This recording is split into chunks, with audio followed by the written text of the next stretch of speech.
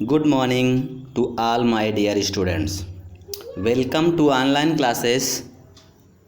Myself Sunil Prajapati, and today we are going to discuss about class 10th science. तो science का part biology में हम आपको 3 part upload कर चुके हैं। लाइफ प्रोसेस चैप्टर का 3 पार्ट अपलोड कर चुके हैं।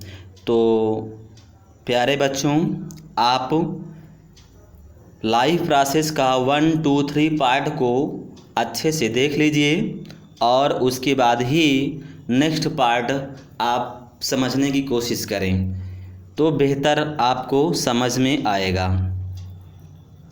तो बच्चों, आज मैं आपको चूँकि पार्ट 3 तक मैं nutrition in human beings with diagram के साथ कंप्लीट करा चुका हूँ और नेक्स्ट उसी में से थोड़ा सा जो क्वेश्चंस बनते हैं उसको आपको भी ध्यान देना है कि यहाँ पे हम आपके लिए डेंटल कैरीज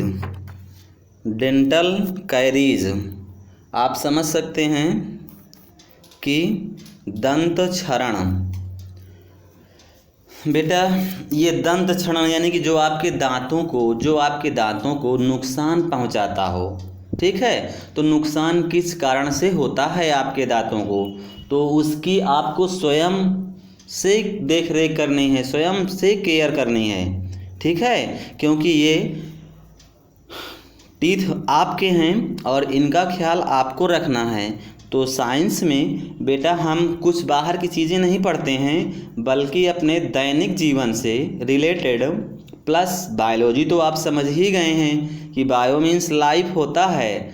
तो हम लोगों में या जितने भी एनिमल्स हैं सब में लाइफ होती है और उस लाइफ में लाइफ प्रोसेस भी होती है, मीन्स वाइटल एक्टिविटीज़ आप कह सकते हैं, ठीक है।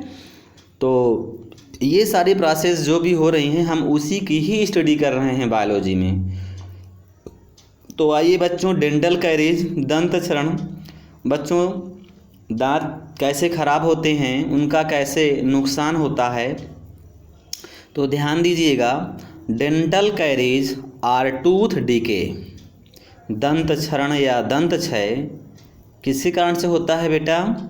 Causes gradual softening of enamel and dentine, यानी कि इनेमल और डेंटाइन के धीरे धीरे क्या होता है, मृदुकरण होता है, लचीलापन आ जाता है, ठीक है ना। इनेमल तथा डेंटाइन के धीरे धीरे मृदुकरण के कारण ही डेंटल कैरीज या दंत क्षरण या दंत क्षय होता है, ठीक है बच्चों। नेक्स्ट पॉइंट ध्यान दीजिएगा। It begins when bacteria acting on sugars produce acid that softens और डीमिनरलाइजेज द एनिमल्स। ध्यान दीजिएगा, इट बिगिंस बच्चों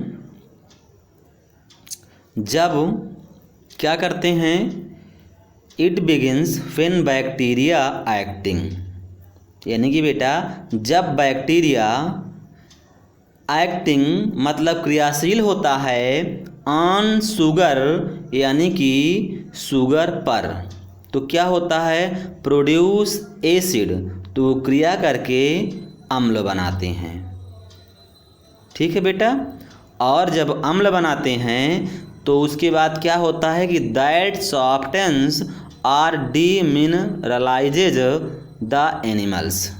तो आप समझ सकते हैं, सॉफ्टन मतलब कि वो मुलायम, लचीले, और उसके साथ साथ डीमिनरलाइजेज हो जाते हैं। इनके एनिमल्स जो होते हैं वो क्या हो जाते हैं, मुलायम भी हो जाते हैं, सॉफ्टन्स भी और डीमिनरलाइजेज भी हो जाते हैं, ठीक है बच्चों।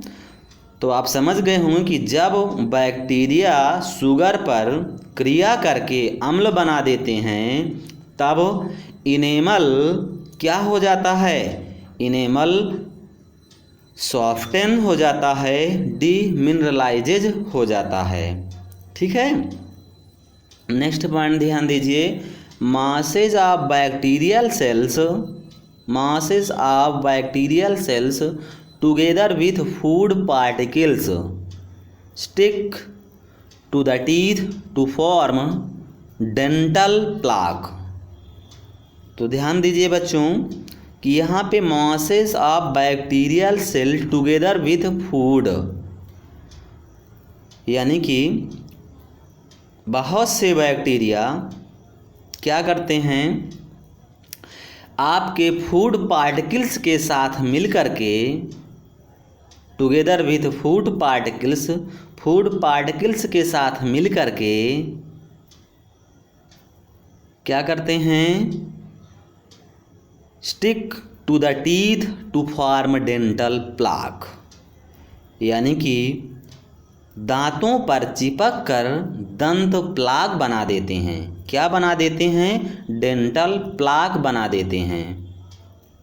यानी कि अनेक बैक्टीरिया जब फूड पार्टिकल के साथ मिल कर के दांतों पर चिपक कर दंत प्लाक बना देते हैं।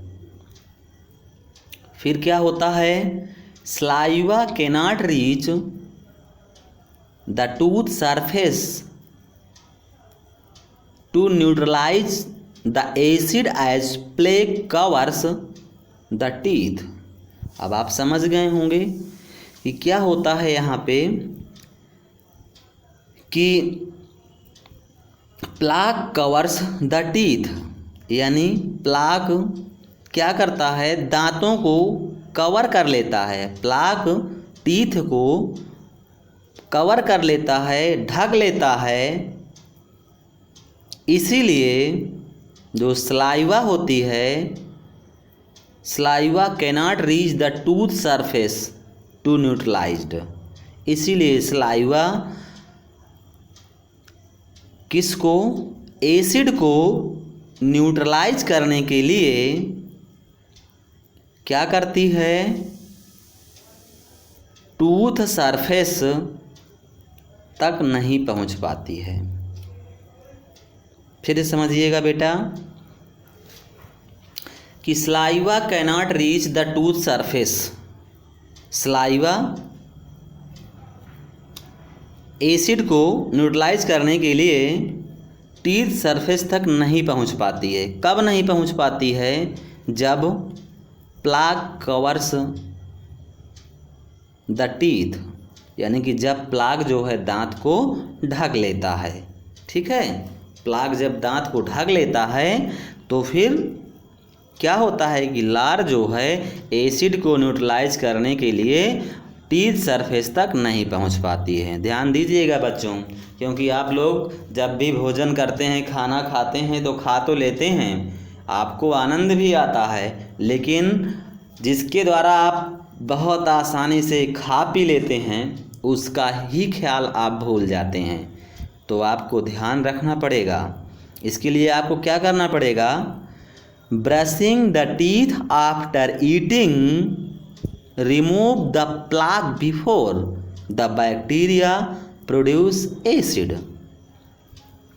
तो brushing the teeth after eating removes, बच्चों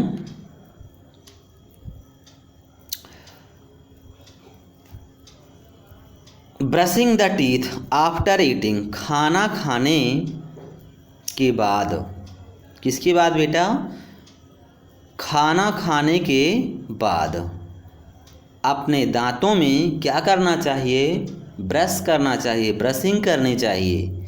किस लिए ब्रश करते हैं हम लोग, remove the plaque before the bacteria produce acid, जिससे कि बैक्टीरिया अम्ल पैदा करे।